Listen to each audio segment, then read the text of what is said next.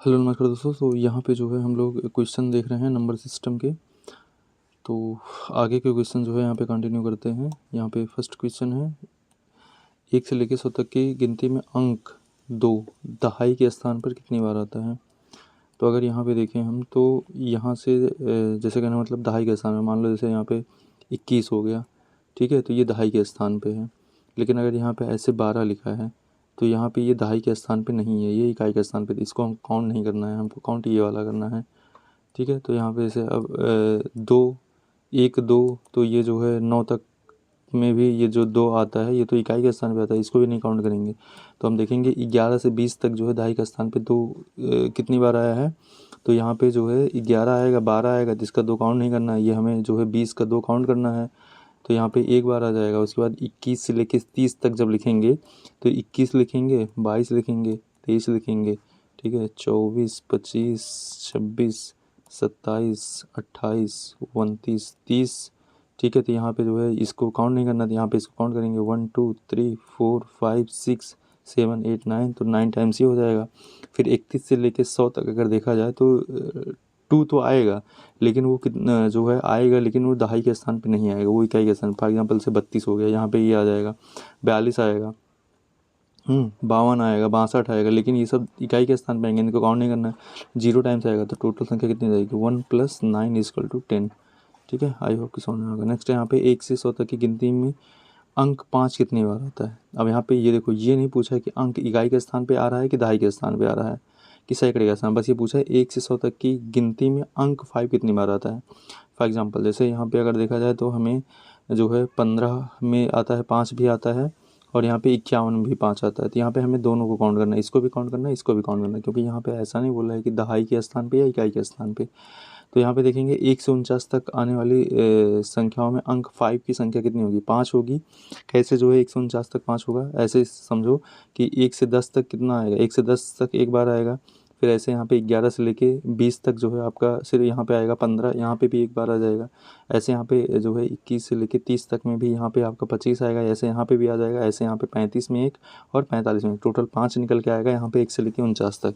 फिर यहाँ पे देखेंगे यहाँ पे 60 से 55 मतलब 50 से लेके 60 तक देखें तो 5 की संख्या कितनी बार आएगी, 11 बार। कैसे, क्योंकि आप लिखोगे क्या, 50 लिखोगे, फिर यहाँ पे 51, फिर 52, फिर 53, ठीक है, फिर यहाँ पे 54, फिर यहाँ पे 55, फिर 56, 57, 58, ठीक है, फिर 62, फिर 60, काउंट करो देखो 1 2 3 4 5 6 7, यहाँ पे 2 टाइम्स होगा, 7 8 9 10 11, तो यहाँ पे 11 टाइम्स हो जाएगा।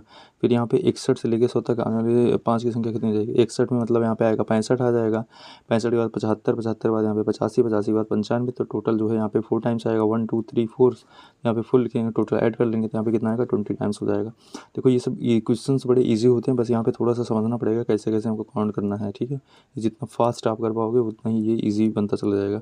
अगले लिखा है 5 अंकों वाली एक संख्या में सैकड़े के स्थान पर मौजूद अंक 2 है। 5 अंकों वाली एक संख्या में जो एक संख्या है 5 अंकों की, सैकड़े के स्थान पर 2 मौजूद हो और इकाई के स्थान पर मौजूद अंक सैकड़े के स्थान पर मौजूद अंक से 2 गुना है। तो सैकड़े के स्थान पर मौजूद अंक से क्या है, 2 गुना है। संख्या में 1000 के स्थान पर 0 है, तो 10,000 के स्थान पर 10,000 के स्थान पर नेक्स्ट 10,000 के स्थान पर मौजूद अंक सैकड़े के स्थान पर मौजूद अंक और इकाई अंक के स्थान पर मौजूद अंकों के योग के बराबर है। दहाई के स्थान पर मौजूद अंक 10,000 के स्थान पर मौजूद अंक से एक कम है, तो संख्या ज्ञात कीजिए। अब जो कह रहा है उसी को फॉलो कर लेते हैं। यहाँ पे ये मान लीजिए हमने संख्या ABCD था, तो यहाँ पे अभी तक इसने बोला था C जो है 2 है। अब जो E है वो क्या था, C का दुगना था, तो E बराबर कितना हो जाएगा, 4 हो जाएगा। मतलब यहाँ पे जो इकाई प्लेस पे है वो 4 है। अब यहाँ पे B बराबर इन्होंने क्या दे दिया, 0 दे दिया है। तो A बराबर क्या था, ये 2 + 4 था, तो A बराबर जो है 6 हो जाएगा। अब यहाँ पे D बराबर अभी इन्होंने बोला कि D की जो वैल्यू है वो इससे एक कम है, तो यहाँ पे D बराबर कितना रखेंगे, 5 रखेंगे, तो मान निकल के आ जाएगा 60254। जो कह रहा था वही वही करना था यहाँ पे। नेक्स्ट यहाँ पे है 3506 अंकों का प्रयोग करते हुए बनने वाली 4 अंकों की सबसे बड़ी संख्या कौन सी होगी। तो 4 अंकों की सबसे बड़ी संख्या कौन सी बन सकती है, तो यहाँ पे 4 अंकों की सबसे बड़ी संख्या जो है अंकों का प्रयोग करते हुए बनने वाली 4 अंकों की सबसे छोटी संख्या कौन सी हो सकती है। अंक जो है 4 अंक, देखो अब ये दोनों तो 3 अंक के हो गए ना, तो ये 3 अंक होंगे तो ये चलेगा नहीं, 4 अंक की चाहिए, तो 4 अंक की सबसे छोटी संख्या यहाँ पे यही बन पाएगी ना, 3056, ठीक है, क्योंकि अगर आप 6 आगे कर दोगे तो ये जो है ये तो बड़ी संख्या बन जाएगी। यहाँ पे 6000 प्लस हो जाएगा और 5000 प्लस हो जाएगा, 3000 आएगा, 3056। अगर यहाँ पे 3000 ऐसे करते 65 भी 56 से ज़्यादा होता है, इसलिए ये संख्या सही है। छोटी संख्या पूछी। अच्छा, ये 4 अंकों की सबसे बड़ी संख्या क्या होगी? सबसे बड़ी संख्या हो जाएगी यहाँ पे आपका 6530, सबसे बड़ी संख्या ये निकल जाएगी, ठीक है। फिर नेक्स्ट क्वेश्चन यहाँ पे देखते हैं। वही है कि यहाँ पे पूछा है कि अंक 23405 से बनी 5 अंकों की सबसे छोटी संख्या ज्ञात कीजिए। सबसे छोटी संख्या 5 अंकों की चाहिए, तो यहाँ पे क्या आएगा? 20345। कौन सा है यहाँ पे? 20345, 20345, ऑप्शन डी इज करेक्ट, ठीक है। तो यहाँ पे ये जो है बन जाएगा। 5 अंकों की सबसे बड़ी संख्या इतनी होती है, सबसे छोटी संख्या जो है इतनी होती है, ठीक है। इन संख्याओं का यूज करके बनाना था तो ये होगा। अगर यहाँ पे है 6 अंकों की छोटी छोटी संख्या, 6 अंकों की ऐसी छोटी से छोटी और बड़ी से बड़ी धनात्मक संख्या का योग ज्ञात कीजिए जो केवल इतने अंकों से बनी हो और उनमें से प्रत्येक अंक कम से कम एक बार तो आना ही चाहिए। तो यहाँ पे कर लेते हैं। तो यहाँ पे 6 अंकों की छोटी छोटी संख्या कितनी हो जाएगी? 6 अंकों की छोटी छोटी संख्या ये हो जाएगी, बड़ी से बड़ी संख्या ये हो जाएगी, ठीक है। अब जो है एक बार इनका आया ही है एक बार, देखो इसमें भी मिनिमम एक बार यूज़ हुआ है, ठीक है। ये छोटी संख्या जो है एक बार आना चाहिए, मतलब इनका कहना मतलब एक बार आए, मिनिमम एक बार आए, एक से ज़्यादा भी बार आ सकता है, लेकिन सभी का यूज़ होना चाहिए, ठीक है। तो इस प्रकार से निकला जाएगा, इनको ऐड करा जाएगा, ये हो जाएगा। अच्छा क्वेश्चन था, ट्रिकी क्वेश्चन था। नेक्स्ट यहाँ पे है 301 से 309 तक गणना करने पर अंक 3 कितनी बार आता है? अब यहाँ पे देखो ये देखना है, 301 से 399 तक, तो यहाँ से है 301 से 399 तक, तो यहाँ पे तो एक मतलब 3, ये जो है 301 302 ऐसे करेंगे तो टोटल ये जो है कितना बार हो जाएगा? ये हमारा जो है 100 बार तो ऐसे हो जाएगा, ठीक है। मतलब यहाँ पे 301 से 399 तक करेंगे तो ये कितना हो जाएगा? यहाँ पे जो है आपका देखो यहाँ पे क्या आएगा? ये 119 आएगा। कैसे? क्योंकि यहाँ पे 301 से 399 तक ये जो है 100 बार ऐसे हो जाएगा और 19 बार और निकल के आएगा, तो यहाँ पे टोटल जो है 119 हो जाएगा। नेक्स्ट यहाँ पे 2 अंकों की वह संख्या ज्ञात कीजिए जिसके अंकों का योग 8 है। इनमें से 36 जोड़ने पर प्राप्त संख्या मूल संख्या के अंकों को उलटने पर प्राप्त संख्या क्या होती है? बराबर होती है। तो जो कह रहा है उसी को माना संख्या क्या है? वो 10x प्लस वाई है। अब प्रश्नानुसार यहाँ पे x प्लस वाई बराबर 8 है, तो यहाँ पे हम इसको सॉल्व कर लेंगे। यहाँ पे तो यहाँ पे क्या है? 10x प्लस वाई, इसमें 36 जोड़ देंगे तो ये हमारा जो है यही सेम संख्या आ जा रही है 10x प्लस वाई। अब इसको सॉल्व कर लेंगे तो यहाँ पे x y माइनस एक्स बराबर 4 आ गया। अब दोनों समीकरण को सॉल्व करेंगे तो यहाँ पे अब इस संख्या कितनी निकल जाएगी? 26 निकल के आ जाएगा। अगेन है यदि संख्या, यहाँ पे एक संख्या है 2893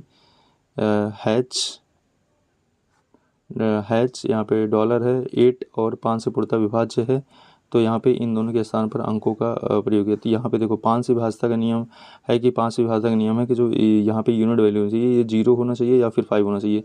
मतलब ये तो नहीं होगा, ये और ये ऑप्शन में नहीं होगा, या तो ये वाला होगा या तो ये होगा। दूसरा 8 से विभाज्यता का नियम क्या? 8 से विभाज्यता का नियम है कि पीछे के 3 अंक जो है वो 8 से विभाज्य होने चाहिए। तो यहाँ पे अगर हम 305 करेंगे तो क्या ये विभाज्य है 8 से? 8 से विभाज्य करके देखो तो यहाँ पे 8 डिवाइड करो तो 8 है, 8 3 24, 8 5 8 16, 8 3 24, 8 चौक 32 होता है, तो यहाँ पे 8 3 24 हो जाएगा, ठीक है। तो यहाँ पे आएगा कितना? 6 आएगा, 65 नहीं कटेगा ये। तो यहाँ पे अगर हम 2 रखेंगे तो यहाँ पे 2 रख के देखो तो यहाँ पे क्या ये 8 से कटेगा? देखो 8 चौक 8 से भाजता का नियम क्या होता है? हाँ यही तो होता है ना। तो यहाँ पे क्या होगा? 8 चौक, यहाँ पे 0 हो जाएगा ना, हम इसके स्थान पे 0 रखेंगे तो यहाँ पे 0 होगा, तो 8 चौक कितना हो जाएगा? 32, ये कट जाएगा। तो यहाँ हमारा ऑप्शन क्या होगा? ऑप्शन डी जो है ये सही हो जाएगा, ठीक है। तो यहाँ पे 5 से विभाज्यता का नियम होता है कि 0 या 5 होना चाहिए, और जो है ये जो है इस प्रकार से रखने पर 8 से विभाज्य होना चाहिए, ठीक है, 3 अंक पीछे, तो ये चीज़ हो जाएगा। नेक्स्ट क्वेश्चन यहाँ पे है कि यदि 4 अंकों की सबसे बड़ी संख्या, 4 अंकों की सबसे बड़ी संख्या क्या होती है? 99999, और 6 अंकों की सबसे बड़ी छोटी संख्या क्या होगी? यहाँ पे ये जो है 5 0 हो जाएगा ना, तो जो है तो शेषफल कितना आएगा? तो यहाँ पे इसमें से घटाओ, तो यहाँ पे देखो ये 6 अंक की सबसे छोटी संख्या हो गई और 5 अंक की सबसे बड़ी संख्या हो गई, मतलब 4 अंकों की, इसको घटाएंगे तो यहाँ आएगा 90001 आ जाएगा। अगेन यहाँ पे है ये जो है आपका क्या है? 95.75 और 0.02554 के गुणनफल के रूप में प्राप्त संख्या में दशमलव के दाईं ओर कितने सार्थक अंक होंगे? ठीक है, एक होता है दाहिनी साइड, एक होता है बाईं साइड। तो ये चीज़ करना है, इसको क्या करेंगे? मल्टीप्लाई करेंगे। तो यहाँ पे मल्टीप्लाइंग करेंगे तो मल्टीप्लाई करने से कितना आएगा? ये जब मल्टीप्लाई करेंगे तो यहाँ पे इसका जो है ये निकल के आएगा 2 2 4 2 6 ना। यहाँ पे जो है 2 2 4 2 6, तो यहाँ पे टोटल जो है ये निकल के आएगा, गुणनफल के रूप में प्राप्त होता है। तो ये जो है इतना आएगा, तो टोटल कितना आएगा, ये 6 सार्थक अंक होंगे। ठीक है, नेक्स्ट हो जाएगा, निम्नलिखित समीकरण के आधार पर अंकों ए और बी का मान ज्ञात कीजिए। तो यहाँ पे जो है ये होना चाहिए कि मतलब कि बी ए लिखा हो, बी ए गुणे B3 करना हो, यहाँ पे इतना आएगा। अब ये जो है कि इसमें से देखो कौन सा इसको मतलब सेटिस्फाई कर रहा है, तो इसमें देखते हैं कौन सा इसमें सेटिस्फाई रख के देखो। अगर यहाँ पे ए के स्थान पे हम 2 रख दें और बी के स्थान पे 4 रख दें, तो हमारा ये कितना हो जाएगा, ये 42 हो जाएगा, 42 हो जाएगा। उसके बाद यहाँ पे लास्ट में ए के स्थान पे अगर यहाँ पे 2 रखेंगे और 3 रखेंगे, तो 2 1 का मल्टीप्लाई क्या होगा, मतलब 6 आना चाहिए। तो 6 तो ए की वैल्यू ये है, तो होगा नहीं। तो नेक्स्ट देखते हैं यहाँ पे जो है यहाँ पे जो है ठीक है, यहाँ पे ये लेते हैं, ऑप्शन सी लेते हैं। ऑप्शन सी रखें, यहाँ पे ए के स्थान पे, हाँ ए के स्थान पे 5 रखें और बी के स्थान पे 2 रखें, तो ये कितना हो जाएगा, 25 हो जाएगा। और यहाँ पे ये कितना आएगा, बी के स्थान पे 2, तो ये कितना हो जाएगा, 23 हो जाएगा ना। तो यहाँ पे कितना आ जाएगा हमारा, इसको मल्टीप्लाई करेंगे तो 3 5 15, 15 का 5 होगा। उसके बाद यहाँ पे ये होगा 15 का 5, फिर यहाँ पे होगा कितना 5 दूनी 10 1 11, ठीक है। फिर इसको भी मल्टीप्लाई करेंगे, तो यहाँ पे 23 दूना कितना हो जाएगा, 46, ठीक है। तो यहाँ पे जो है 23 दूना 46, एक सेकेंड, ऐसे करेंगे इसको, 23 दूना 46, तो यहाँ आएगा 5 और यहाँ पे आएगा 7 और यहाँ पे आएगा 5, 575। तो यहाँ पे ऑप्शन सी जो है करेक्ट हो जाएगा। अच्छा क्वेश्चन था, यहाँ पे पुट करेंगे, हो जाएगा 6 अंकों की सबसे बड़ी संख्या और छोटी संख्याओं का अंतर ज्ञात कीजिए। 6 अंकों की सबसे बड़ी संख्या कौन होती है, ये होती है, और सबसे मतलब बड़ी संख्या ये होती है, छोटी संख्या ये होती है, अंतर घटाएंगे इतना आ जाएगा। दैट्स वेरी इजी क्वेश्चन, यहाँ पे कुछ ज़्यादा ही इजी क्वेश्चन दे दिया है। अब यहाँ पे ये देख लेते हैं, ठीक है। यहाँ पे लिखा 2 क्रमगत संख्याएं ज्ञात कीजिए जिनमें पहली संख्या का 3 गुना दूसरी संख्या के 2 गुने से 5 अधिक है। तो माना 2 क्रमगत संख्या कौन है, यक्स तथा x+1 होंगी, क्योंकि क्रमगत संख्याओं में अंतर जो होता है वो 1 का अंतर होता है ना। तो प्रश्नानुसार कहा जा रहा है कि जो 3x है, ये जो दूसरी संख्या है, इसका 2 गुना से 5 जो है 5 अधिक है, 2 गुने से 5 अधिक है। तो यहाँ पे जो है इतना कर देंगे, तो यहाँ पे ये बराबर कर लेंगे, इसको सॉल्व करेंगे, तो यहाँ पे जो है 2 क्रमगत संख्या क्या होंगी, 7 और 8 हो जाएंगे ना। तो ये निकल के आ जाएगा। अगर है यहाँ पे नेक्स्ट संख्या है 2 अंकों की संख्या और उनके अंकों का आपस में बदल देने से बनी संख्या का योग 99 है। यदि दोनों का अंतर 3 है तो संख्या याद कीजिए। अब देखो इसको कैसे सॉल्व करेंगे, तो यहाँ पे जो कह रहा है उस वही करते हैं। माना संख्या क्या है, यहाँ पे y है और दहाई का अंक कितना है, इकाई का अंक y है, दहाई का अंक x है। तो प्रश्नानुसार कितना है, 10x + y, और 10x प्लस मतलब इनको जब मतलब अंक जो है इधर उधर कर देंगे, जब डिजिट इधर उधर करेंगे, तो यहाँ पे 10x था, यहाँ पे 10y हुआ, तो यहाँ पे 99। तो इसको करेंगे तो यहाँ पे x + y बराबर कितना हो जाएगा, 9 हो जाएगा। इनका अंतर कितना है, इनका अंतर भी जो है यहाँ पे 3 है। दोनों को सॉल्व कर लेंगे, दोनों को सॉल्व कर लेंगे, तो यहाँ से हमारी वैल्यू निकल के आ जाएगी, ये संख्या क्या निकल के आएगी, 63। ठीक है, नेक्स्ट यहाँ पे है दो अंकों की संख्या के 2 अंकों की संख्या के अंकों का योगफल 5 है। जब अंक उलट दिए जाते हैं तो संख्या 9 कम हो जाती है। तो बढ़ती संख्या याद कीजिए। यहाँ पे देखो, यहाँ पे माना संख्या का दहाई अंक यक्स और इकाई अंक क्या है, वाई है। तो संख्या कितनी हो जाएगी, 10x + y, और प्रश्न संख्या के अनुसार यहाँ पे x + y = 5। तो अंक परिवर्तित करने पर प्राप्त संख्या कितनी हो, 10x + y हो जाएगा, 10y + x हो जाएगा। इनको घटाएंगे, 9 आ रहा है, यहाँ पे कॉमन लेके सॉल्व करेंगे तो कट जाएगा, 1 आएगा। अब यहाँ पे जो है यहाँ पे एक इक्वेशन ये था, एक इक्वेशन ये निकल के आया, दोनों इक्वेशन से सॉल्व कर लेंगे तो यहाँ पे हमारा वैल्यू पता चल जाएगा। तो यहाँ पे जो है उसका आगे वैल्यू पुट कर देंगे। ठीक है, x की वैल्यू 3 आएगी, y की वैल्यू यहाँ पे 2 आई, तो यहाँ पे उठा के पुट कर दिया, आंसर कितना आ गया, 23 आ गया। अब यहाँ पे लिखा है भाज्य तथा अभाज्य संख्या पर आधारित प्रश्न। यहाँ पे देखते हैं, लिखा है 200 से कम सबसे बड़ी अभाज्य संख्या कौन सी होगी। तो अब यहाँ पे जो है, अब ऐसे तो निकालना थोड़ा हार्ड हो जाता है, बट यहाँ पे ऑप्शन दिया, चेक कर लो, देखो क्या ये कटेगा। तो यहाँ पे 9 7 16 1 17, यहाँ पे 197 है। और यहाँ पे देखो ये क्या है, 9 3 12 1 13 है, और यहाँ पे क्या है, ये 9 2 11 है, और यहाँ पे क्या है, 9 9 19, 9 9 18 1 19। अब यहाँ पे हमको चेक करना पड़ेगा कि जो है कौन किससे कट रहा है कौन नहीं। ठीक है, तो अगर काट के देखेंगे, तो काट के देखो यहाँ पे क्या ये 3 से कटेगा, 3 से काट के देखो, तो 3 से काट के देखोगे तो 3 6 18, एक बचेगा, 3 से तो नहीं कटेगा ना, यहाँ पे कोई भी 3 6 18, तो यहाँ पे 1 आएगा, तो 1 से ना यही कटेगा, नहीं कटेगा, और ना ही यही कटेगा, 3 से नहीं कटेगा। 7 से काट के देखते हैं, तो 7 दूनी 14, 5 यहाँ पे आएगा कितना, 57 आ जाएगा, नहीं कटेगा। 7 दूनी 14, यहाँ पे 53 आएगा, 7 दूनी 14, यहाँ पे 51 आ जाएगा, नहीं कटेगा। 7 से भी नहीं कटेगा। उसके बाद जो है यहाँ पे 9 से काट के देखते हैं, तो 9 दूनी 18, ठीक है, 9 दूनी 18, एक बचेगा तो 17 नहीं कटेगा। 9 दूनी 18, यहाँ पे 13 बचेगा, ये भी नहीं कटेगा। 11 से काट के देखते हैं, तो 11 से काटा, तो 11 से काटेगा तो यहाँ पे कितना आ जाएगा, यहाँ पे आएगा 87, नहीं कटेगा। 11 से काटेगा तो यहाँ पे कितना आएगा, 7 है। 73 नहीं कटेगा। 11 से काटेगा तो यहाँ पे कितना आती है, यहाँ पे 71 नहीं कटेगा। 11 से भी नहीं कटेगा। फिर ऐसे काट के देंगे 13 से, देखो 13 से काटा तो यहाँ पे कितना आ जाएगा, 13 से काटा तो यहाँ पे आ जाएगा आपका ये 67 आ जाएगा। यहाँ पे कितना आएगा, ये 63 आ जाएगा। यहाँ पे आएगा कितना, 61 आ जाएगा, नहीं कटेगा। 13 से भी नहीं कटेगा। फिर यहाँ पे काट के देखो, 13 हो गया, 11 13, 17 से काट के देखो, 17 से देखो, 17 यहाँ पे नहीं कटेगा, 17 नहीं कटेगा, 17 नहीं कटेगा। तो यहाँ पे यार तो इसको क्रॉस चेक करना पड़ेगा। वैसे आंसर तो यहाँ पे दिया है कितना, 199। अगर इसका आपको कोई ट्रिक पता होगा तो हमको बताना, कैसे इसको हम चेक कर सकते हैं। मतलब चेक करने का क्या, फिर इसको और बड़ी संख्या ले जाना पड़ेगा और क्या, ठीक है, बड़ी से बड़ी संख्या से फिर काटना पड़ेगा इसको, तो ये जाके पता चलेंगी। अगेन है कि यहाँ पे आभास संख्या पूछा। आभास संख्या मतलब वो संख्या सिर्फ स्वयं से कटे और या तो एक से कटे और किसी से ना कटे, ठीक है। तो यहाँ पे ये चीज़ें हैं।